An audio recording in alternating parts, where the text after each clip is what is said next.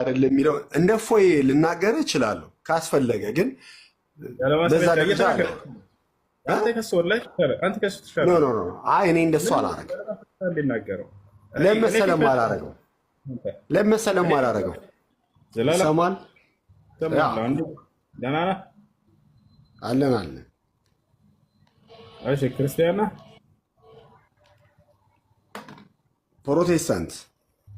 ፕሮቴስታንት። እሺ ፕሮቴስታንት እንድትሆን ያዘዘህ ማን ነው? እግዚአብሔር ነው ወይንስ ነቢያቶች? የምን ነቢይ?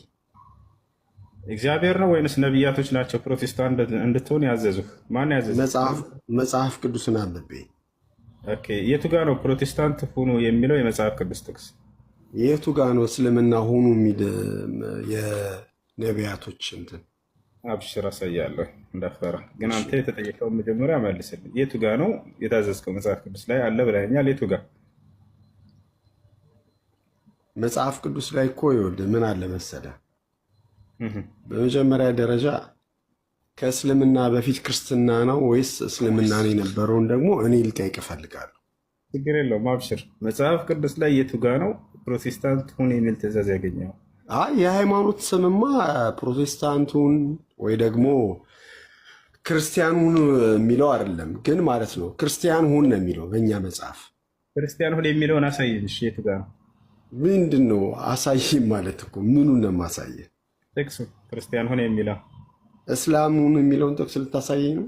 አብሽር አሳያለሁ፣ ወላሂ አሳያለሁ። ከአንድ አይነት በጣም በርካታ ነቢያቶች ሁሉ ሙስሊሞች እንደነበሩ ሁሉ አሳያለሁ። እንዳትፈራ፣ ሐዋርያቶች ጭምር ማለት ነው። እንዳትፈራ አብሽር ለማለት ነው። እግዚአብሔር የቱ ጋር ነው ክርስቲያን ሁኑ ብሎ ያዘዘው? አባቴ ነፃነት ያለበት እኮ ሀገር ነው ያለሁት፣ አሜሪካ እኮ ነው ያለሁት። አብሽር እሺ በቃ የቱ ጋር ነው ክርስቲያን ሁን የተባልከው? ስማ አሜሪካን ሀገር ላይ እስልምናም ሁን ክርስትናም ሁን ኢቭን ፓጋኑን ምንም ነፃ ሆነ መኖር የምትችልበት ሀገር ነው። እሺ ጥሩ። የቱ ጋር ነው እግዚአብሔር ክርስቲያን ሁኑ ብሎ ያዘዛቸው? እኔ በመጽሐፍ ቅዱስ ነው የማምነው እኮ። መጽሐፍ ቅዱስ አንተ ደግሞ የምታምነው በምን? በቁርአን ነው የምታምነው? በቃ የቱ ጋር የታዘዝከው ክርስቲያን ሁን ተብለህ? የቱ ጋር ነው ማለት መጽሐፍ ቅዱስ ላይ? መጽሐፍ ቅዱስ ላይ ክርስቲያኑን እስላሙን የሚል ጥቅስ አለ እንዴ? ስለዚህ የለም ማለት ነው። ክርስቲያን ሁን የሚል የለም። አንተ ቅድም ስላልክ ነው ክርስቲያን ሁን የለም እኮ። አይደለም እኮ። አይ አንተ አሁን እሱም ፓርት ለምን ፈለግከው ነው ጥያቄ። ኖ ክርስቲያን ሁን ስለተባልኩኝ ነው ክርስቲያን የሆንኩት ብለሃል ቅድም። ስለዚህ የቱ ጋር ነው እንደሱ የሚል ያገኘኸው? የቱ ጋር ነው እንደሱ የሚል ያገኘኸው? የቱ ጋር ነው እንደሱ የምትል ያገኘኸው? እሺ ተው በቃ ለተው በቃ። ስለ እስልምና ጥያቄ ካለ ጠይቅ። እሺ ሙስሊም ሆኖ ይጠይቃል። እኔ ደግሞ ጥያቄ ምን እንደሆነ ታውቃለህ? እሺ እስልምና ውስጥ እና ክርስትና ውስጥ ሁለት ነገር አለ። አንደኛ አንተ አባት ከሆንክ ልጅ ከወለድክ ልጅህ አባት መሆን አይችልም። እኔ አሁን በእስልምና ታሪክ ውስጥና በክርስትና ታሪክ ውስጥ የዘመናትም የአቆጣጠርም የጊዜ ልዩነት አለ። ያን እንዴት ትመልሰዋለህ? እስኪ ንገረኝ። ልጅም መሆናችንም አባት መሆን አትችልም ማለት ምን ማለት ነው? የሚቀድም ነገር አለ። ማን ከማን ነው የሚቀድመው? አባት ልጁን መቅደም አይችልም እኮ። እሺ ስለዚህ ክርስትና ከእስልምና በፊት ይቀድማል ለማለት ፈልገህ ነው? አዎ ትክክል። እስኪ ያሳየኝ። እንደውም ቁርአን ላይ ክርስትና ከእስልምና በፊት ይቀድማል የሚለው የቱ ጋር ነው ያለው? እሺ እንደዛ ከሆነ አንተ ደግሞ ቁርአን ላይ ማለት ነው ከእስልምና በፊት ከክርስትና በፊት እስልምና ይቀድማል የሚል አለ? አዎ አለ። ነቢያቶች ሁሉ ሙስሊሞች ነበሩ። ማስረጃ ላሳየህ። ነቢያቶች ሁሉ ሙስሊሞች እንደነበሩ ላሳየህ። እንዴ ታሪኩ እኮ አሁን እኮ ይኸውልህ ለምሳሌ እስልምና የመጣው ከ600 ወይ ከ500 ዓመት በኋላ ነው። አይደለም እሱን ጎግል ወይንም ሂስትሪ መጽሐፍ ህፃን እያለ መጽሐፍ ላይ ተጽፎ ስታነብ የነበረው ነው። ሙስሊሞችን መተህ ስትጠይቅ በመጽሐፋቸው ላይ እስልምና ከቀደሙ ከአዳም ጀምሮ እንደነበር እነ ኑህ እና አብርሃም ሙስሊሞች እንደነበሩ ያሳያል። ማስረጃ ልስጥህ? ያሳይ ላሳየህ። እሺ አብርሃም ምን ነበር የሚለውን እስኪ ላሳየህ። አብርሃም መቼም የሁላችንም አባት ነው፣ የነቢያቶች አባት ነው። አላህ በቁርአን ላይ ሚለተ አቢኩም ኢብራሂም እያለ ይገልጽልናል።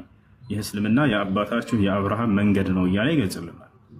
ይህን አብርሃም ሁሉን አሳይህ አብርሃም ምን እንደነበር እንመለከታለን። እዚህ ጋር ምን ይላል?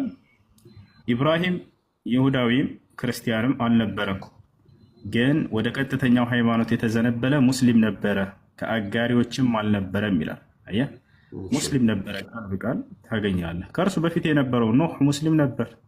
ወኡሚርቱ አን አኩነ ሚነል ሙስሊሚን ይላል። ኖህ ሲናገር እኔ ሙስሊም እንደሆን ታዘዝኩኝ ከአምላኬ ዘንድ እያለ ይናገራል። ሙስሊም ሁን ብሎ ማን የጻፈው? ይህ ከአምላክ ዘንድ የመጣ ነው። ስለ ነቢያት ታሪክ የያዘ መጽሐፍ። ይኸውልህ ወንድሜ፣ ማን የጻፈው? ከአምላክ ዘንድ መጥቷል ብለህ ታምናለህ አይደል? ኦኬ። በጨዋ መልክ ሳልሰድበው ወይም ሳልሳደብ ጥያቄ ምን እንደሆነ ታውቃለህ? ከአምላክ ዘንድ እንደመጣ ማስረጃው ምን ነበረ? ማን የጻፈው? ማስረጃ ልስጥህ። ወኢነሁ ለተንዚሉ ረቢል ዓለሚን ይላል። ይህ ቁርአን ከዓለማቱ ጌታ የተወረደ ነው ይላል። ማን አወረደው ሲባል ከዓለማቱ ጌታ ከአላህ። እሺ ልጨርስ። ማን አወረደው? ከዓለማቱ ጌታ ከአላህ ዘንድ የተወረደ ነው ይላል። ማን ያወረደው ሲባል ጊዜ ቀጥሎ ሲነግረን ነዘለ ቢሂ ሩሑል አሚን ይላል። መንፈስ ቅዱስ ወይንም መልአኩ ገብርኤል አወረደው ይላል። ከአምላክ ዘንድ ቃልን የሚያመላልሰው ለነቢያት ያ መልአክ ራሱ አወረደው። ለነቢያት ራሱ ሲያመጣላቸው የነበረው ታል አይደለ? አላ ቀልቢከ በአንተ ልብ ላይ ሙሐመድ እያለ ይነግራቸዋል። ይህ ነው ከአምላክ ዘንድ በመልአኩ በቅዱስ ገብርኤል አማካኝነት ወይም በጅብሪል አማካኝነት ለነቢዩ ሙሐመድ ሰለላሁ ዐለይሂ ወሰለም የተላለፈ የሆነ መለኮት። ማስረጃ የለማ። ላሳየህ ማስረጃውን አሁን የተናገርኩበትን እንዴ። ማስረጃ እኮ ምን እንደሆነ ታውቃለህ? ማስረጃ ለምሳሌ አሁን በመጽሐፍ ቅዱስ ለማርያም እንደምትጸንስ እንደምትወልድ መልአኩ ገብርኤል መጥቶ አበሰራት ይላል። ማን ያየው ሲያበስራት? አያ አይደለም እንዴ? ተጽፏል። ልክ አንተ በቁርአን ተጽፏል እንዳልከው በእኛ ክርስትና ውስጥም ደግሞ በመጽሐፍ ቅዱስ ተጽፏል። ስለዚህ አንተ ማስረጃ የተጻፈ ስላገኘህ እንጂ ያየ የለም ማለት ነው ሲያበስራት አይደለ? እንዴት በዛ ዘመን እናንተ አንኖርማ? እድሜያችንም እኮ አይፈቅድም ብሮዬ። ስለዚህ ይኸውልህ ወደ ነቢዩ ሙሐመድ ሰለላሁ ዐለይሂ ወሰለም መልአኩ ገብርኤል እንደመጣ ማስረጃ ያሳያለሁ። አንተም ልታደርግ የምትችለው ወደ ማርያም መልአኩ ገብርኤል እንደመጣ ያላየ አካል መጥቶ እንደጻፈልህ ብቻ ነው። ግን አምነህ ተቀብለሃል። አይ ያየ አካል ማን አለ ማስረጃ ከነቢዩ ሙሐመድ ጋር ሲወርድላቸው ብለህ ትጠይቃለህ። ሌሎች አሉ ማስረጃዎች፣ ሌሎች አሉ። ያየ ያሳየኝ። በጣም ጥሩ ኖ ያየ ያሳየኝ እኮ ማለት እንዴት እንደሆነ ታውቃለህ? እንዴ ሌሎች ማስረጃ ስጠኝ፣ ችግር የለውም። መልአኩ ገብርኤል ወደ ማርያም በነቢያት ይኸውልህ፣ አሁን በክርስትና ያለው መሰለህ በነቢያት በሐዋርያት ተጽፏል። ማስረጃችን እሱ ነው። እሺ ስለዚህ ገብርኤል ቅድም እኮ እንዲህ ያልከኝ ለምሳሌ አሁን ከክርስትናና ከእስልምና ሃይማኖት ተናገር ካንተ አይደለ? ደግሞ እኔ ለዛ ስድብ አቁሙ በላቸው። ስድብ ከሆነ በጣም ልሳደብ ይችላል። ልሳደብ የለም። ዝም ብለህ አዳምጥ። ኮሜንት ላይ ዝም በሉት። ኖ አይ ዝም ብለህ አዳምጥ ሳይሆን እኔ በስርዓት እያወራው ነው። አንተ ቤት የሚገቡ ሰዎች ደግሞ ስድብ ከመጡ እሳደባለሁ።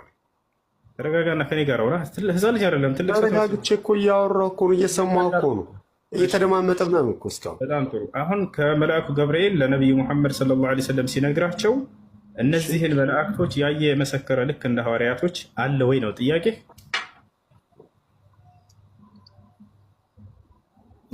አለ። ለምሳሌ የአንተ ማስረጃ ቅዱስ ቁርአን ነው ብለኸኛል። እሱን አይደለም እየጠየኩኝ ያለሁት። ቃል ሲያወርድላቸው ያየ ሌላ አካል አለ ወይንስ የለም ነው ጥያቄ። ወይንስ ምንድን ነው ያየ ማለት? ቆሞ ያየ?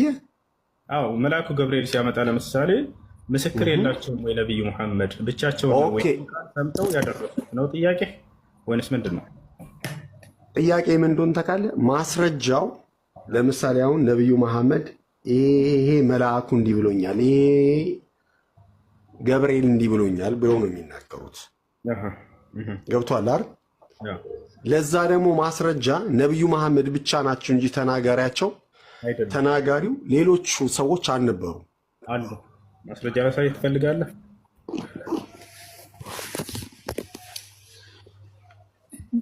ማስረጃ ላሳይ ሌሎች ሰዎች እንዳዩ እንደመሰከሩ አይ ብዙ ጊዜ ግን የሚነገረው ወይ ደግሞ የምንሰማው ያለ ነው እሱን ነው። ሰዋቸው ሌሎች እኔ ጋር እያወራህ ነው። አሁን እኔ ላሳየህ ሌላ ምስክሮች እንዳዩ እንደሰሙ እንደዘገቡ። እሺ መልአኩ ገብርኤል ለነቢዩ ሙሐመድ ሰለላሁ ዐለይሂ ወሰለም ቃል ሲያመጣ ሲናገር ምናምን ያዩት የመሰከሩ የአይን እማኞች ማስረጃ ይፈልጋሉ። ክርስቲያኖች ዛሬ ላሳያቸው ምናምን መሰላቸው።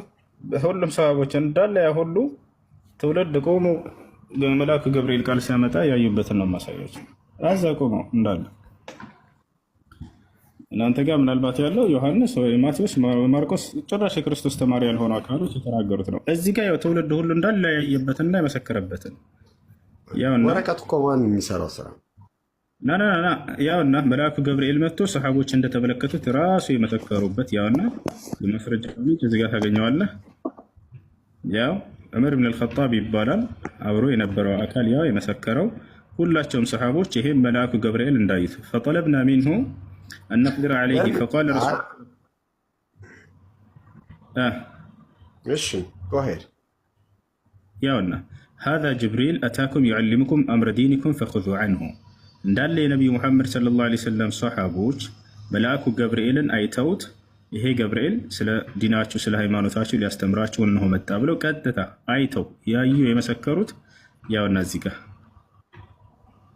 እና አረበኛ እኮ ነው እያሳየኝ ያለው ብሮዬ። እሺ እየተረጎምኩልህ ነበር፣ ወደ አማርኛ ልቀይርልህ። ችግር የለም። እሺ እንግዳውን እስካመንክ ያው እነዚህ ጋር መልአኩ ገብርኤል ወደ እርሳቸው መጥቶ ሲናገር ያኔ ይሰሙት ነበር ያዩት ነበረ። ራሳቸው ሁሉም ሰሃቦች አንድ ሰው አራት ሰው ምናምን እንዳይመስልህ እንዳለ ሰሃቦች ይህ ምን ይላል? ጅብሪል አለይሂ ሰላም ሃይማኖታችሁን ሊያስተምራችሁ የመጣ መልአክ ነው እያለ ይናገራል። ያው ይህ ማን እንደሆነ ታውቃለህን አሉት ነብዩ መሐመድ ያየውን አካል ማለት ነው። ይህ ጅብሪል አለይሂ ሰላም ሃይማኖታቸውን ሊያስተምራቸው የመጣ መልአክ እያሉ ይናገራሉ። ከታለ አይደለ? ይሄን ያየው አካል ያው ዑመር ኢብኑ አልኸጣብ ለሱ ብቻ አይደለም የታየው እንዳለ ሙሉ የነብዩ መሐመድ ሰለላሁ ዐለይሂ ወሰለም ሱሐቦች 100 ምናምን ሺህ ሱሐቦች በተቀመጡበት ነው ይሄ መልአክ መጥቶ ሁላቸውም ያዩት። ይሄን ይመስላል። ግን አንድ ነገር ልንገር ብሮዬ፣ አሁን እስልምናና ክርስትና እንዲፋይል ለማድረግ በእኔና በአንተ በአንድ ምሽት ወይ ደግሞ በአንድ ዲስከስ ይከብዳል። ያ ማለት ይኸውልህ አሁን አንተ እያልከኝ ያለው ክርስትና ከእስልምና ከክርስትና በፊት ነበር አልከኝ ብለኸኛል። አዎ ብያለሁ። በእርግጠኝነት በቃ ችግር የለውም። አሁን እኔ እናንተ ስላወራን ማን ወደ ኋላ ማን ወደፊት ነው ይቀራል ብዬ ጀጅ አላረገውም። በጨዋ መልክ ማን ነው ገብቷል። አሁን በፖፑሌሽን ደረጃ ብንቆጠር ምናልባት ወይ እስላም ብዙ ነው ወይ ክርስቲያን ብዙ ነው በዓለም ላይ። አውራ ማውራት ብትፈልገው እንዳላቋረጥህ ብዬ ነው። አብሽር። አውራ ሳይሆን ያው እኔ ማውራት የምፈልገው ነገር ማስረዳት በምፈልገው ወይ ብቻ ነው፣ ሌላ ትርጉም የለውም። አንተ በእስላም ላይ ደስ ያለህን ጥያቄ ጠይቅና ልመልስልህ። አሁን ልክ እንደጠየቅከው ለመሆኑ ነብዩ መሐመድ እኮ ጥያቄንማ ጠየቅኩ እኮ አንተ መለስክልኝ። ከመቶ ሺህ በላይ ሰዋቦች እኮ አሉ ማስረጃዎች አልከኝ አይደል? እነዚያ ሁሉ ተመልክተዋል፣ የተመለከቱትንም ዘግበዋል፣ ራሳቸው አይተናል እያሉ የአይን እኮ እሱ ማስረጃ ነው። ማስረጃን መስማትና መቀበል የኔ ውሳኔ ነው አይደል? አሁን ማስረጃህን እኮ በጨዋ መልክ እኮ ሰምቼዋለሁ። አሁን እኔ የምነግርህ ደግሞ ምን እንደሆነ ታውቃለህ? እስልምና ነበረ ክርስትና ነበረ ብለን በአንድ ምሽት እኔ እናንተ አሁን አውርተንበት እኮ ጀጅ የምናደርገው ነገር አይደለም። የሚሰሙ ሰዎች አሉ፣ ጊዜ መምጣት ትችላለህ። የሚሰሙ ሰዎች አሉ፣ በአንተም በኩል የሚሰሙ ሰዎች አሉ፣ በእኔም በኩል የሚሰሙ ሰዎች አሉ። የራሳቸውን ሀሳብ ይሰጣሉ። ገብቶሃል አይደል? አሁን የግል ጉዳይ ወይ የእኔ ጉዳይ ብቻ ቢሆን እኔ ወስንበታለሁ። አሁን የምናወራው የሃይማኖት ጉዳይ ነው። ገብቷል። ስለዚህ የሃይማኖት ጉዳይ ስለሆነ እኔ በበኩሌ በቂ መልስ ነው ብዬ አላምንም። አሁን የተመለሰልህ አይደለም እሱን ነው ወይንስ ሌላ ለማለት ፈልገህ? ኖ የተመለሰልኝ መልስ ለእኔ በቂ ነው ብዬ አላምንም። ለእኔ የጠየቅከው ጥያቄ ምንድን ነው? የጠየቅከውን ጥያቄ መለስክልኝ እኮ። ታዲያስ ሌላ ምንድን ነው የምትፈልገው? ከክርስትና በፊት እስልምና ነበር እኮ አልከኝ። ማስረጃ ስልህ እኮ እና ኦኬ እሺ እግዚአብሔር የሚባል አምላክ አንተ አታውቅም፣ እኔ ደግሞ አላህ የሚባል አምላክ አላውቅም ልበልክ። ለምን ታዲያ እኛን ፈጠረ? ለምን እናንተን ፈጠረና ለምን የሆነ እምነት ቁጥሩ በዛ፣ የሆነ እምነት ቁጥሩ አነሰ? ለምሳሌ እስልምና በዓለም ላይ ትንሽ ቁጥር እምነት ነው አይደለም ነው እንዴ? ለመሰለ እንደዛ ምልህ እንደ ቁጥርማ በቢሊዮን እኮ ይቆጠራል። እሱማ ችግር የለም፣ ካውንት እኮ ይደረጋል። ዝም ብለህ ግን ሎጂኩ አሁን እኔ የምኖርበት ሀገር አሜሪካን ሀገር የክርስቲያን ሀገር ነው። ቶታሊ 99% ማለት ነው። ክርስቲያን አይደለም ችግር የለም። የሀገር ዓለም ክርስቲያን ችግር የለም። አሁን ጥያቄ ምንድን ነው? ግልጽ አድርገን እናስቀምጠው። ብዛት አይደለም ጥያቄ የማየውልህ። አምላክ ካለ አምላክ የበላይ ስለሆነ የሰው ልጆች በምድር ላይ ካሉ የበላይ መሆን አለባቸው። አንደኛ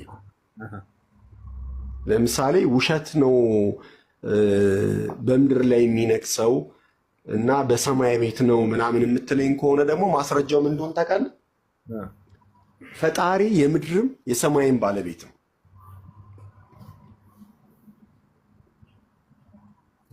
ገብቶሃል? በምድር ላይ የሚያንስ ፈጣሪ የለም፣ በሰማይ ቤት የሚገዝፍ ፈጣሪ የለም። በእውቀትም በጥበብም በማስተዋል አሁን ከእስልምና ምን እንደሆነ ታውቃለህ?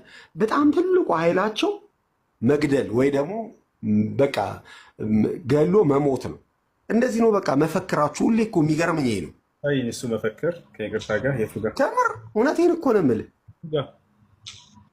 በቃ መፈክራቸው ይሄ ብቻ ነው። እሱ ከሆነ አንድ እስኪ ይህችን ጥቅስ እናንብባት እስኪ። ለነገሩ ጥቅሱ አይደለም ጥቅሱ ሳይሆን ጥቅሱን እኮ ልትነግረኝ እንችላለን።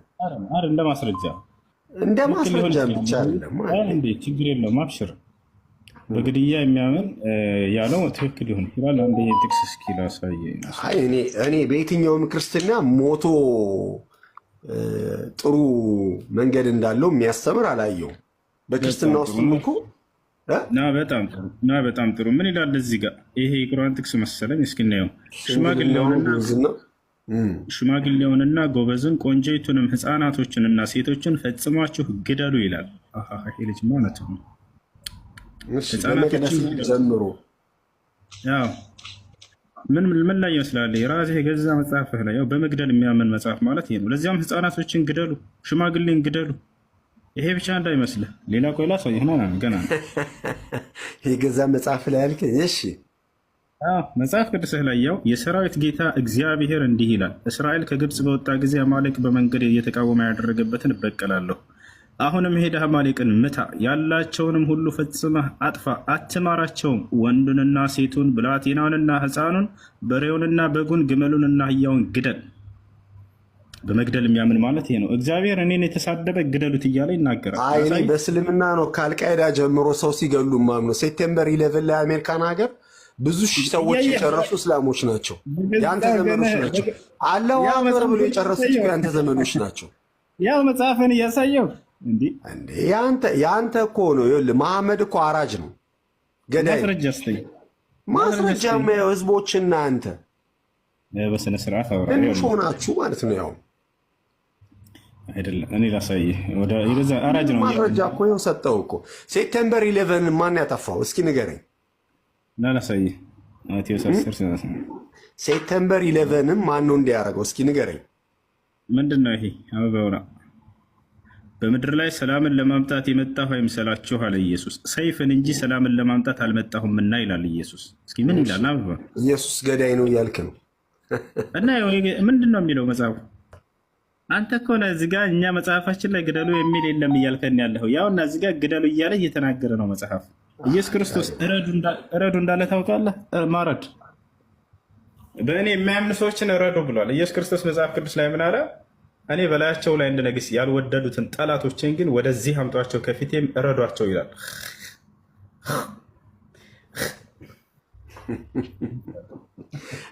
እኔ ይኸውልህ እኔ ብዙ አልናገርም። ለምን መሰለህ? ሙስሊም ፍሬንዶች አሉኝ እና አዘ ፍሬንድ በምድር ላይ ትንሽ እድሜ ያለን እሷን ኖረን ስናልፍ ያው ተጠያቂው ማን ነው አይደለም የሚለው እንደ ፎይ ልናገር እችላለሁ ካስፈለገ። ግን በዛ ደረጃ እኔ እንደሱ አላረገው። ለመሰለም አላረገው እኔ አሁን የእፎይን ያህል እውቀት የለኝም። አንድ ክርስቲያን እኔ አሁን የእፎይን ያህል እውቀት የለኝም። ምንድን ነው እውቀቱ? እስኪ ሁለታችሁ አውሯ። እንግዲህ እውቀቱን ሁለታችሁ ተነጋገሩ። ምን እንዳለ ታውቃላችሁ? እንደ እፎይ ልሳደብ እችላለሁኝ አለ። ተሳዳቢ እንደሆነ ራሳቸው ይመሰክራሉ። ስድብ እንደሆነ ሌላ እንደምታውቃሉ። ወላሂ ላዚም እንደ እፎይ ልሳደብ እችላለሁኝ አለ። ውስጣችሁ እንደሚያውቀው በአንደበታችሁ አጋለጣችሁ። አንደበታችሁ ስድብ እንጂ ሌላ እንደማያውቅ ያውቃሉ። ገብታችኋል አይደለ? ይሄ ነው ጥያቄ ያለ። አሁን በእስልምና ላይ መጠየቅ የምትፈልገው ሀዲስ ላይ መሐመድ የራሱ ሊያጠፋ ጋር ይሄድ ነበር አይሄድም? እሺ አሳየ አሳየ። የለም ማስረጃ አምጣ። ካሳየው ሐሰተኛ ነብይ ነው ትላለህ? አምጣ ማስረጃ። ኢየሱስ ክርስቶስ ራሱ አግሪመንት እናስቀምጥ። አምጣ፣ ችግር የለውም። ኢየሱስ ክርስቶስ ራሱ ሐሰተኛ ነብይ ነው ትላለህ አትልም? ካመጣሁኝ ሐሰተኛ ነብይ ትላለህ ተናገራትና ከዚያም በኋላ እኔ ላንጣ፣ ችግር የለም። እኔ እናንተ እንስማማሽ። ኢየሱስ ክርስቶስ ራሱ ያጠፋ እንደነበር ማስረጃ ካመጣሁልህ ፍጡር ነው አምላክ አይደለም ብለህ ትናገራለህ አይደለ? እንስማማ። ይሄ አንተ ፍልስፍና ነው ሁልጊዜ። በቃ እኔ ለነቢይ መሐመድ ያቀረብክልኝን ልበል። አንተም እንዲሁ ኢየሱስ ክርስቶስ ራሱን ሊያጠፋ ከተራራ ላይ ሊፈጠፍጥ እንደነበረ ማስረጃ ካሳየሁ ሐሰተኛ ሰው ነው ፍጡር ምን አምላክ አይደለም ብለህ ትናገራለህ። እንስማማ። ተጠየቀውን ትመልሳለህ አመልስም? ያችት አይደለ ያፍራል። ተጠየቀውን ትመልሳለህ አመልስም እኮ እኔ እኮ ተስማማሁልህ። ያው አምጣና ሐሰተኛ ነው ናቸው እላለህ። ችግር አንተ ደግሞ በዛ ተቃራኒ ኢየሱስ ክርስቶስ ራሱን ሊያጠፋ ከተራራ እንደነበር አሳይቼህ ሐሰተኛ እንጂ ይሄ አምላክ አይደለም ብለህ ትናገራለህ። ታምናለህ? ይሄ እንስማማ። መሐመድ ዲግም ተሰርቶበት ያላረገውን ያረገ እንደሚመስል አያቸዋቸው ክርስቲያኖች። ምን ይሻላቸዋል? ምን ይሻላችኋል? ኢየሱስ ክርስቶስ ራሱን ሊያጠፋ ነበር። ታውቃላችሁ? ወላሂ ሊያጠፋ ነበር። ለዛውም ራሱ እንዲያጠፋ የጋበዘው ሰይጣን እኮ ነው። ከዚህ ተራራ ራስህን አጥፋ እያለው አጣል እያለው እንትን ሲለው ሰምሰው ነበረ። ወይኔ ቅዱሳኖች ምን ይሻላችኋል? ኢየሱስ ራሱን ሊያጠፋ ነበረ። የዛኔስ ምን ትሉ ነበረ?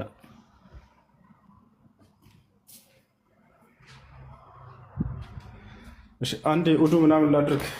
ዛህራ ቀጥሉ። እንዴት ነሽ? ደህና ነሽ? አለን አማን አለ ፈጣሪ ይመስገን። አለን። የሆነ ጥያቄ ለመጠየቅ ነበረ። በሙስሊም ዩቲዩብ ላይ አዳምጬ መሪም እናታችን በቤተ መቅደስ ነው ያደገችው፣ በአንድ ቤት እምነት ውስጥ ነው ያደገችው የሚል ሰማሁ። እንደገና ደግሞ እንደናንተ ኡስታዝ አንድ ሲያስተምሩ እሳቸው ምን አሉ? በቤተ መቅደስ ነው ያደገችው አሉ። ያ ቤተ መቅደስ ማን የሚያምንበት የማንስ እምነት ነው? እሱም ማወቅ ስለምፈልግ ነው። ያደገችበት ቤተ እምነት ምን ይባላል? የማንስ እምነት ነው? እሺ በአማርኛ ቤተ መቅደስ ትባላችሁ። በይተል መቅደስ ይባላል። በይተል የት ይገኛል ከተባለ ቤተልሔም ኢየሩሳሌም ላይ የሚገኘው ነቢያቶች፣ የእስራኤል ነቢያቶች ሁሉ አምላክ እዚያ እንዲሰግዱ አዟቸው ነበር። ገብቶሻል? ከያዕቆብ ጀምሮ እስከ መሲሁ ድረስ የእስራኤላውያን ነቢያቶች በይተል መቅደስ እንዲሰግዱ ታዘዋል። ማርያም የዚያ የቤተል መቅደስ አገልጋይ እንድትሆን እናቷ ሐና ተስላት ወልዳት ነው። ገብቶሻል አይደለ? የዚያ አገልጋይ ነበረች። በዘከርያስ ስር አድጋለች። ዘከርያስ ነው ያሳደጋት። አላህ በቁርአን ላይ ወከፈለሃ ዘከርያ ይላል። ዘከርያም አሳደጋት ይላል። ምክንያቱም ማርያም አባቷ ሙቶባት ነበር። እናቷ ወልዳት ያለ አባት ቀርታ ነበረ። ገብቶሻል? በዚያ ሁኔታ ላይ ሳለች ዘከርያስ ተቀብሎ አሳደጋት። ማርያም በዛ ሁኔታ ስታደግ ጊዜ በነቢይ እጅ ነው እና ያደገችው፣ በዘከርያስ እጅ። የአምላክን ሕግና ስርዓት እንድትጠብቅ ራሷን እንድትጠብቅ ከወንድ እንዳትቀርብ አድርጎ ነው ያሳደጋት። ማንም ወንድ እንኳን መጥቶ ማርያምን የነካት የለም በህይወት ዘመኗ። ታውቃላችሁ? ሐታ መልአኩ ጅብሪል ወይም ገብርኤል መጥቶ ሲቀርባት ጊዜ በሰው አምሳል ሆኖ ነበር የመጣላትና ወዲያው ምንድን ያለችው? ቃለት ኢኒ አዑዙ ቢረሕማን ሚንከ ኢን ኩንተ ተቅያ፣ ጌታህን አላህን የምትፈራ ከሆንክ እንዳትቀርበኝ እኔ በአምላኬ በአላህ እጠበቃለሁኝ ነው ያለችው። ተመልከተ፣ ውበቷን ማረካትም። መላእክቶች ወደ ሰው ሲመጡ በሰው ሲገለጡ በጣም ውብ ሆነው ነው የሚመጡት። በእርሷ ውስጥ ግን የመልአኩ ውበት ሳይሆን ያለው የአምላክ ፍራቻ ነው በውስጧ ላይ የነገሰው። የአላህ ፍራቻ በውስጧ ላይ ነግሷል። አይ ሰው ውበቱ ሲያምር አላለችም። ወዲያው ፈጣሪዋን ነው ያስታወሰችው። ትሻለ አይደል? እና መርየም በዚህ ሁኔታ ነው ያደገችው። ማንም ወንድ ነክቶኝ አያውቅም ብላ ተናገረች። እኔ የመጣሁት ከአምላክሽ ዘንድ ነው አላት መልአኩ ጅብሪል። ቃለ ኢነማ አነ ረሱሉ ረቢክ፣ እኔ ከጌታሽ ዘንድ የተላኩኝ መልእክተኛ ነኝ አላት። ሊአሀበ ለኪ ጉላመን ዘኪያ፣ ንጹህ የሆነ ልጅ እንድትወልጂ ተልኬ ነው እንድሰጥሽ ተልኬ ነው አለ። ንጹህ ልጅ ተብሎ መሲሁ ተጠርቷል። ንጹህ ልጅ ነው መሲሁ፣ በፍጹም ቆሻሻ ልጅ አይደለም። ማንኛውም ሕፃን ልጅ በሚወለድ ጊዜ ከኃጢአት ንጹህ እንደሆነ ይገለጣል። መሲሁም ከእነዚያ መካከል ነውና ከኃጢአት ንጹህ ነው። የአዳም ኃጢአት አለበት አይባልም። ሕፃን ልጅ ምንም ባልሰራው ነገር አይጠየቅም በአዳም። ከዚያ በኋላ እኔ ወንድ ያልነካኝ ስሆን ብላ ገለጸች። ቃለት አና የኩኑ ሊ ጉላም፣ ለእኔ እንዴት ልጅ ሊኖረኝ ይችላል ብላ ገብርኤልን እዛው ጅብሪልን ጠየቀችው ማርያም። ወለም የምሰስኒ በሸሩን፣ ወንድ ያልነካኝ ስሆን አለች። ወለም አኩ በግያ፣ አመንዝሬም አላቅምም አለች። ታዲያ በምን መልኩ ነው ይሄ ሊወለድ የሚችለው ብላ ስትጠይቅ ጊዜ ቃለ ከዛሊከ ቃለ ረቡኪ ሁወ ዐለይሂ ሀይን፣ ጌታሽ አምላክሽ አላህ ይሄን ማድረግ ለእኔ በጣም ቀላል ነው ብሏል። ሁን በሚለው በቃሉ እንደሚያስገኘው ነገራት። የተሻለ አይደለ? ቃል እየተባለ መገለጽ ያስፈልገው መሲሁ በዝሙት እንዳልተወለደ ለመግለጽ ነው። ዮሐንስን ሰዎች አልተረዱትም። የተሻለ አይደል? እርሱ በቃል የተገኘ ነው እንጂ እናንተ እንደምትሉት በዝሙት አልተገኘም እያለ ነው። ምክንያቱም መጽሐፍ ቅዱስ ላይ ራሱ አይተሽ ከሆነ አይሁዶች ከመሲሁ ፊት ነበረ፣ እኛ ግን የዝሙት ልጆች አይደለንም እያሉ መሲሁን ያሸሙሩበታል። አንተ የዝሙት ልጅ እያሉት ነው። ገብቶሻል? ዮሐንስ እንዲመሰክር ታዘዘ። በቃል አማካኝነት የመጣ ልጅ ነው እንጂ ይሄ በዝሙት አይደለም ብሎ። ለዚህ ነው በመጀመሪያ ቃል ነበር ሲላቸው የነበረው። በቃል አማካኝነት የተገኘ ነው እሱ እያላቸው ነው። ያ ቃሉ ደግሞ ከአምላክ ዘንድ የመጣ እንጂ ከማንም አይደለም። አምላክ በቃሉ ያስገኘው ስጋ ወይንም ሰው ነው እያለ እየገለጸላቸው ነው። እና ይሄ ነው። እና ማርያም በእስልምና ያላት ቦታ ይሄ ነው። በዘመኗ ከነበሩ ሴቶች ሁሉ ከዓለማት ሴቶች በላጭ ሴት ነች ብሎ አላህ ገልጿታል በቁርአን ላይ። ኢነላህ አስጠፋኪ ወጠሀረኪ ወስጠፋኪ ዐላ ኒሳኢል ዓለሚን፣ እነሆ አምላክሽ አላህ አንጽቶሻል አላት መልአኩ ጅብሪል ወይም ገብርኤል ወደ እርሷ መጥቶ። አንጽቶሻል ማለት ከኃጢአት ሁሉ ንጹህ ነች። መርየም ዓለይሃ ሰላም ንጹህ ነች። ነቢያቶች እንደማይሰሩ ሁሉ እርሷንም እንድትሰራ አላደረገም ኃጢአት። የሚገርማቸው ወካነት ሚነል ቃኒቲን ብሎ አላህ ይገልጻታል። በእኔ ትእዛዝ ላይ ቀጥ ካሉት ነች ይላል። በእርሱ ትእዛዝ ላይ ቀጥ ያሉት ያላመጹት ነቢያቶች ናቸው አይደለ? ከነዚያ ናት ብሎ ገልጿታል አላህ ሱብሓነሁ። የሴት ነቢይ የለም እንጂ መርየም ነቢይ ትሆን ነበር። የሴት ነቢይ የለም እንጂ መርየም ነቢይ ትሆን ነበር። እኛ ዘንድ መርየም ትልቅ ቦታ አላት፣ በጣም ትልቅ ቦታ አላት። አላህ ሱብሓነሁ ወተዓላ ወጠሀረኪ ወስጠፋኪ አላት። ቀጥሎ ከዓለማት ሴቶች ሁሉ መርጬሻለሁኝ አላት። በምን? በተክለሰውነቱ አይደለም፣ በውበቱ አይደለም፣ ለአምላክ ባላት ታዛዥነት። ለአምላክ በጣም ለአላህ ታዛዥ ነበረች። ሁሌ ቀንም ሌትም አላህን ነበር የምትገዛው። ወስጠፋኪ ከማን? ዐላ ኒሳኢል ዓለሚን፣ ከዓለማት ሴቶች ሁሉ በጽድቅ ተመርጠሻል ተባለች። ማንም እርሷን የሚስተካከላት ሴት የለም በዘመኑ። ነቢዩ ሙሐመድ ሰለላሁ ዐለይሂ ወሰለም ስለ ማርያም ምን አሉ ከተባለ በምድራዊ ሕይወቷ ምሉእነትን የተጎናጸፈች ሴት እርሷ ነች በመጀመሪያ ብለው ገልጸውላታል። ሐዲስ ላይ ምን አሉ ነቢዩ ሙሐመድ ሰለላሁ ዐለይሂ ወሰለም? አፍደል ኒሳእ ከሙለ ሚነ ሪጃሊ ከሲር ወለም የክሙል ሚነ ኒሳኢ ኢላ አርበዓ ወሁም መርየም ወአስያ ወፋጢማ ወኸዲጃ አሉ። በዚህ በምድር ላይ ምሉእነትን ሙሉነትን የተጎናጸፉ ሴቶች ከእነርሱ መካከል አራቱ ልግለጽላቸው። ከወንዶች ብዙ ምሉእነትን የተጎናጸፉ አሉ፣ ከሴቶችም እንደዚያው አሉ። ከእነዚያም መካከል መርየም አንደኛ ነች፣ አስያ፣ ፋጢማ፣ ኸዲጃ። እነዚህ አራቱ ምሉእነትን የተጎናጸፉ አሏቸው። በምድራዊ ህይወቷ ላይ በቃ ምሉእነትን ተጎናጽፋለች። በቀጣዩ ዓለም ስላላትም ህይወት ነቢዩ ሙሐመድ ሰለላሁ ዐለይሂ ወሰለም ተናገሩ። ስለ መርየም ምን አሉ? አፍደል ኒሳኢ አህሊል ጀነ አርበዓ ወሁም መርየም ወአስያ ወፋጢማ ወኸዲጃ አሉ። የጀነት ታላላቅ በላጭ ቁንጮ የሚባሉ ሴቶች አራት ናቸው አሉ። አንደኛ መርየም፣ አስያ፣ ፋጢማ፣ ኸዲጃ ሆነ። እነዚህን ተናግረዋል ነቢያችን ሰለላሁ ዐለይሂ ወሰለም። እና ይህች ነች መርየም ብሎ ማለት መርየምን አላህ ስብሐነሁ ወተዓላ የሙእሚናት ሴቶች አርአያ ነች ብሎ ገልጿታል። ይሄን ይመስላል። እሺ አላህ አካል አለው ሲባል አላህ አንድ ነው ሲባል ማለት አንድ አካል ነው ማለት ነው። አንድ አካል አለው ማለት ነው። እሺ አላህ ለምሳሌ አሁን እኛ በአካል ሶስት አይደለም የምንለው፣ አላህ በአካል ስንት ነው ማለት ነው ባጭሩ? አላህ ስብሐነሁ ወተዓላ ቆይ አካል ስለሚለው ነግራቸዋለሁ። በመጀመሪያ አካል ሲባል ጊዜ ብዙ ሰው ይቀላቀልበታል። አላህ መለኮታዊ አካሉ አንድ ነው ስንት ነው ነው የሚባለው? አዳምጠኝ። አሁን አካል የሚለው ለሁለት ይከፈላል። አካል የሚለው ቃል የአማርኛ ቃል አካል ነች ያለችው፣ እንደ አረበኛ ግን ለሁለት ይከፈላል።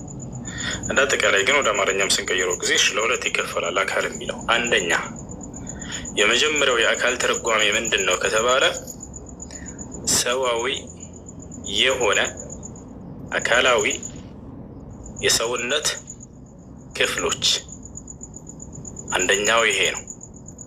ሁለተኛ እኔነት፣ ይህ በራሱ አካል ተብሎ ይጠራል። እኔነት ያ ማለት እኔ ብሎ ራሱን ሊገልጽ የሚችል ማንነት ያለው ማለት ነው። ይህ የአላህ ስብሐነሁ ወተዓላ መገለጫ ሁለተኛው ነው። የመጀመሪያው ሰዋዊ የሆኑ የሰውነት ክፍሎች ወይንም በአረበኛ አልአዕዳ አልጀሰድያ የሰዋዊ ሰውነት ክፍሎች የሚባሉት ይህ የፈጣሪ መገለጫ አይደለም። አምላክ አላህ ስብሐነሁ ወተዓላ ሰዋዊ የሆኑ የሰውነት ክፍሎች የሉትም። ገብቶሃል አይደል? ያን ነገር ግን እኔ የሚል ማንነት ያለው መለኮታዊ ረቂቅ የሆነ መለኮታዊ አካል አለው። ልብ በሉ፣ የመጀመሪያው ያልኳችሁ ሰዋዊ የሆኑ መለኮት አንድ ብቻ ነው፣ አላህ ስብሐነሁ ወተዓላ ያ ነው። ስለዚህ አንድ መለኮታዊ አካል አለው አላህ ማለት ነው። ረቂቅ የሆነ እኔነት ያለው እኔ ብሎ ሊናገር የሚችል እኔነት ያለው መለኮታዊ ረቂቅ የሆነ ማንነት አለው አላህ ስብሐነሁ ወተዓላ። ይህ አካል የሚለው በዚህ በሁለተኛው አካል ብለን የምንወስደው ከሆነ ችግር የለውም። የመጀመሪያው ግን ልብ በሉ ሰዋዊ የሆኑ የሰውነት ክፍሎች፣ የሰውነት አካሎች እነዚህ በሰው ላይ የምናያቸው በፍጹም በፈጣሪያችን በአላህ ስብሐነሁ ወተዓላ ላይ የለም። ነገር ግን ወደ ክርስትና ስንመጣ ጊዜ የመጀመሪያው ነው ያለው ሙሉ አብም ወልድም መንፈስ ቅዱስም በአዳም ላይ ያለው መልክና አካል ሁሉ አላቸው አይደለ? እጅም ቢሆን አፍንጫም ቢሆን ጆሮም ቢሆን ሁሉም አሉት አይደለ? እውነተኛ? አዎ በአዳም ላይ ያለው መልክ ሁሉ በአዳም ጋር በስተቀር ሁሉም ነገር አለ። በጣም ጥሩ አያችሁ አይደለ? በክርስትና ላይ ስትመጡ ጊዜ ልክ እንደ አዳም ነው አብም ወልድም መንፈስ ቅዱስ የሚመስሉት። በአዳም ላይ ያለ መልክ ሁሉ እጅም ቢሆን አፍንጫም ቢሆን ጆሮም ቢሆን ሁሉም አሉት እያለ ይናገራል። ፈጣሪ አላህ ስብሐነሁ ወተዓላ ግን በአዳም ላይ ያለ መልክ አለው ወይ? ላ በፍጹም ቅንጣት የምታክል ራሱ የለውም። ምክንያቱም ይህ እንዳለ የፍጡር ስለሆነ አዳም። ፈጣሪ አላህ ስብሐነሁ ወተዓላ ግን እጅ ስንል ጊዜ ምን ለማለት ነው ከተባለ አላህ ስብሐነሁ ወተዓላ እጅ የሚል መገለጫ እና ያ እጅ የሚል ረቂቅ የሆነ መለኮታዊ የማንነቱ መገለጫ የሆነ አካል አለው። ነገር ግን ያ ከፍጥረታት ጋር የሚገናኝ አይደለም። ያ የምናውቀው እጅ በአዳም ላይ ያለው በደም የተሞላች ልክ እንዲሁ በጅማቶች የተወጠረች በጥፍር የተለበቀች ወይንም በአጥንት እንትን ያለች ምናምን እንደዚህ አይነት በአዳም ላይ ያለ ሰዋዊ አካል ሰዋዊ ገጽታ በፍጹም የለውም። እርሱ ያ ነው። እሺ ለእኛም እኮ እንደዛ ነው። ይሄ አጥንትና ጅማት ምናምን ያለው አይደለም። መለኮታዊ የሆነ አካል አለው፣ አይመረመርም፣ ግን ሰውን ይመስላል ነው። ሰውን ይመስላል አይደለ? አብም ወልድ መንፈስ ቅዱስም ልክ እንደኔ እንዳንተ ነው አይደለ የሚመስሉት? እኛ ማለት አሻንጉሊት ማለት እኮ ነው ከእግዚአብሔር ከስላሴ አንጻር። ስለዚህ አዳም ነው የምትመስሉት ማለት እግዚአብሔር አዳም ነው የሚመስለው፣ ሶስቱም ስላሴዎች አይደል? ግን ልዩነቱ ምንድነው? አንተ ብልት አለህ፣ እነሱ ግን አብም ወልድ መንፈስ ቅዱስም ስላሴዎች ብልት የላቸውም፣ ጾታ የላቸውም አይደለ? ጾታ የላቸውም፣ አካል ክፍል አላቸው። አካላቶቻቸው ግን አጥንትና ስጋ አይደለም። ማቴሪያል በዚህ ማቴሪያል ተሰራ የሚባል አይደለም እግዚአብሔር። እሺ የጎደላቸው ምንድን ነው? ከአንተ የሚለያቸው ምንድን ነው? በአካል ከሰውነት ክፍሎች የሚጎላቸው ነገር አለ እነሱ ከጾታ በስተቀር ሁሉም አላቸው። እንትኑ ነው እኮ ምልን ያው የሚመስሉት እኛ አሻንጉሊት እንደማለት ነው እኮ። ራሳቸውን የመሰለ አሻንጉሊት ነው የሰሩት። እኛ እኮ አሻንጉሊት እንከሰረ። ስለዚህ እናንተ ስለዚህ ትንንሾቹ እግዚአብሔር ናቸው ማለት ነው አይደለ? በአካል የሚመስል የሚመስል በቃ ልክ አሁን አንተ ለምሳሌ ፎቶ ትነሳለህ አይደለ? ልክ አንተንም ይመስላል ፎቶክ። እውነት። ስለዚህ እንደ ልክ እግዚአብሔርም እኛን ይመስላል። የእሱ ፎቶ ነን ማለት እኮ ነው ባጭሩ። ፎቶኮፒ ጀማ መርሐባ መርሐባ። አሁን ደግሞ እኛ ስለዚህ በአጭሩ አንተ መልስክ በትክክል አሁን እርግጠኛ ለመሆን አላህ አንድ አካል አለው ማለት ይቻላል። አካል ሲባል ትርጉሙ ከገባ በዚያ መሰረት አዎ። ነገር ግን መለኮታዊ አካል አላህ አንድ መለኮታዊ አካል አለው። ሰዋዊ የሆኑ የሰውነት ክፍሎች ወይንም አካላዊ እሱማ አይታወቅም ብለሃል እኮ እሱንማ እንገልጽሃል። አላህ አንድ መለኮታዊ አካል አለው ማለት ይቻላል። አንድ መለኮታዊ ረቂቅ የሆነ መለኮታዊ ማንነት አለው አላህ ሱብሓነሁ ወተዓላ። በቃ ማወቅ ነው። አንዳንዶቹ መለኮታዊ አላህ መለኮት ነው ይባላል እንጂ መለኮታዊ አካል አለው ይባላል እንጂ አንድ መለኮታዊ አካል አለው አይባልም። ስላለ አንድ ነው እሱ። በማንነቱም በምንነቱም አንድ ብቻ ነው አላህ። ሁለት ማንነት ወይንም ሁለት ምንነት የለውም እርሱ። አላህ ስብሐነሁ ወተዓላ አንድ ነው ስንል ጊዜ ከምን አንጻር ነው ተብላችሁ ብትጠየቁ በማንነቱም በምንነቱም በሏቸው። ገብቷቸዋል። በክርስትና በባህሪውም በአካሉም ማለት እኮ ነው። በማንነቱም በምንነቱም አላህ ስብሐነሁ ወተዓላ አንድ ነው። በክርስትና ስትሄዱ ጊዜ ምንድን ነው? በምንነቱ አንድ ሲሆን በማንነቱ ሶስት የሆነን አምላክ ነው የሚያመልኩት። እንዴት እንደሆነ ላስረዳችሁ። እውነተኛ ይሰማሃል አይደለ? ያው አሁን ስለ አላህ ቀድሜ ላስረዳህና ከዚያ በኋላ በክርስትና ላይ ስላለው እግዚአብሔር ስለሚባለው አምላክ ደግሞ አስረዳሃለሁ። አላህ ስብሐነሁ ወተዓላ በማንነቱም በምንነቱም አንድ ብቻ ነው ስንል ጊዜ በምሳሌ ላስረዳችሁ። አንተ ማነህ? ማነህ ትባል ማነህ? ማነህ የሚለው እኮ ይሄ ማነህ ማለት እኮ ስምህ ማን ነው ማለት እኮ ነው። ማንነት ይባላል እሷ። ማነህ ብትባል ያ የማንነት የስምህ መገለጫ ማን ትባላለህ? ስሜ እኮ ማንነት አይደለም እሱ ስሜ እኮ መጠሪያ ነው የሚባለው እኮ። መጠሪያ እኮ ማለት ማንነት ማለት ነው። ማነህ ብትባል አንተ ማነኝ ነው የምትለው። ስሜ እኮ እንዴ ሚካኤል ቢሆን እኮ ማንነቴ ሚካኤል ሊሆን እኮ እሱ ስም ነው። እሱ እኮ ስም ማንነት ነው። እሱን ነው እያልኩኝ ያለት። እሺ ምንድነህ? በሌላኛው ምንድነህ? ሰው ነው። ማነህ ግን ማነህ የሚለው ማንነት አይሆንም። ማነህ ማለት ስም ማነው ነው። ማንነት ስትል ግን ውቅር የተሰራበት ውቅር ስለሚሄድ እሱ አይደለም። ማነህ ብትባል አንተ ስምህ ማነው ነው የምትለው። ማነህ ብባል ስሜን ነው የምጠራው። ማነህ የሚለው ራሱ ስምህ ማነው ስለሆነ ቃሉ እኮ ማንነትህን ስምህን የሚገልጽ ነገር እኮ ነው። አንተ ማነህ ብትባል ማንነትህን የሚገልጽ ስሜ እኮ ማንነቴን አይገልጽም። ይገልጻል።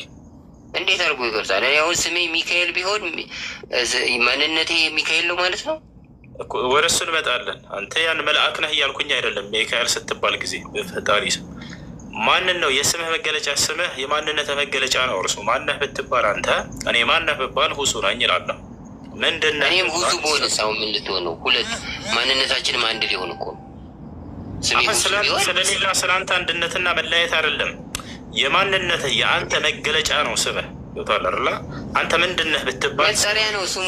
ሁሱዬ ይኸውልህ ይቺ ነገር ሲያወዛግቡኝ ነው የሚገባው። እሺ ማንነትና ምንነት። ማንነት ማለት የአንድ አካል መገለጫው ወይንም መሰየሚያው ነገር ነው። ገብታችኋል አይደል? ምንነት ማለት ደግሞ ለምሳሌ እኔ ምንድነህ ብባል ሰው ነኝ እላለሁ። ይሄን ያውቃል እርሱ። እኔ ሰው ነኝ። አላህስ ምንድን ነው ቢባል ምንድን ነው? መለኮት ነው ወይንም አምላክ ነው። እኔ ግን ሰው በሚባልበት በምንነቴ ሰዎች ይጋሩኛል አይጋሩኝም? ወይንስ ብቸኛ ነኝ? መልሱ ይሄን። እኔ በምንነቴ ብቸኛ ነኝ ወይንስ አይደለሁም? ሰው ነኝ ምንነቴ አይደለ? ብቸኛ ነኝ አይደለሁም? ብቸኛ አይደለሁም። ከኔ ጋር የሚጋሩኝ በርካታ ፍጥረት አለ ዓለም ላይ ያለ ሁሉ። አላህስ በምንነቱ ምንድን ነው? መለኮት ወይንም አምላክ ነው። በዚህ በአምላክነቱ በመለኮትነቱ ላይ የሚጋራው ሌላ አለ ወይንስ የለም? መልሱ። በምንነቱ የሚጋራው ሌላ አለ የለም? የለም። አያችሁ አይደለ? ስለዚህ አላህ አንድ ነው ስትሉ ከምን አንጻር ነው ሲሏችሁ፣ በማንነቱም በምንነቱም። ምንነቱ ምንድን ነው? መለኮት። በመለኮትነቱ ስንት ነው? ብቸኛ ነው። ማስረጃ አላቸው ወይ? አዎ ነፍ በቁርአን ላይ አላህ በቁርአን ላይ ስለ ራሱ ሲናገር ወኢላሁኩም ኢላሁ ዋሂድ አለ። እኔ አምላካችሁ አላህ አንድ አምላክ ነኝ፣ ላኢላሃ ኢላሁ ከእኔ በስተቀር ሌላ ማንም አምላክ የለም ማለት። በመለኮቱ ላይ አንድ ብቻ ነኝ እያለ ገልጾታል። አንድ ነው ስትሉ ከምን አንጻር ነው? ከምንነቱ አንጻር ብቸኛ ነው፣ ሌላ ማንም አጋር የለውም። ታቸዋላ ማን ነው ብትባሉ የአምላካችሁ ማን ነው ነው የምንለው? ማን ነው አምላካችሁ? ማንነት ይባላል። እርሱ ማን ነው? መልሱ። አምላካችሁስ ማን ነው? አላህ። አያችሁ አይደለ? አላህ በሚለው በማንነቱ የሚጋራው ሌላ አላህ የሚባል አለ የለም? ዓለም ላይ አላህ የሚባል በዚህ በማንነቱ የሚጋራ አለ የለም? መልሱ። አላህ በሚለው በማንነቱ የሚጋራው አለ የለም? አያቸዋል። ሌላ አላህ የሚባል አለ የለም? የለም። እሺ አላህ በሚለው በማንነቱ ብቸኛ እንደሆነ አንድ ብቻ እንደሆነ ማስረጃ አላቸው በቁርአን ላይ? አዎ አለ። የቱ ጋር? ኢነኒ አነላህ ላኢላሃ ኢላ አና አለ። ወይንም ቁል ሁወ ላሁ አሐድ በል እርሱ አላህ ስንት ነው? አንድ ብቻ ነው አለ። ሌላ ሁለተኛ አላህ የለም። አየ። ስለዚህ አላህ ስብሐነሁ ወተዓላ በማንነቱም በምንነቱም አንድ ብቻ እንደሆነ ገልጿል። እሺ ነቢያቶች ይህን ገልጸዋል ወይ? ማስረጃ አለ በቁርአን ላይ? አዎ አለ።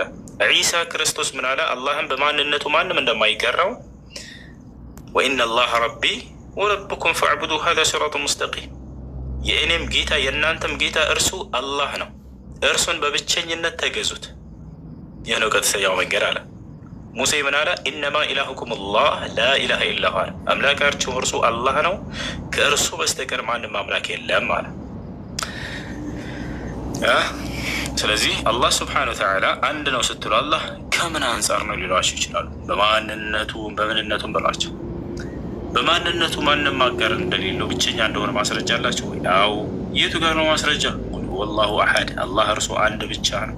ይህ በማንነቱ ብቸኛ እንደሆነ ይገልጻል። በምንነቱ ውስጥ ብቸኛ እንደሆነ ማስረጃ አላቸው ወይ? አዎ። ምንነት ማለት ምንድን ነው? መለኮትነቱ። ልክ እኔ ሰው እንደሆንኩኝ የሚጋራኝ ዓለም ላይ ያለ ፍጥረት እንዳለው ሁሉ እርሱን ግን በመለኮቱ የሚጋራው ሌላ ሁለተኛ የለም። ገብቷችኋል? ይህን ይመስላል ማለት ነው። ቅዱሳን እስኪ ይህን ያክል ከተማማርና አሁን ደግሞ ቁርአን እንቀራለን። በማን ድምፅ እንቅራ? በሱዳኒ ነው ወይንስ በራሴ ድምፅ ወይንስ በሻትሪ ወይንስ በልጃቢር ወይንስ በሹራዬ? ከዚያማ በኋላ በማሄር ድምፅ ነው። ከዚያ ደግሞ በበክር ሻትሪ ዳማ በኋላ ቁርአን እንቀራለን። ከዚያ በኋላ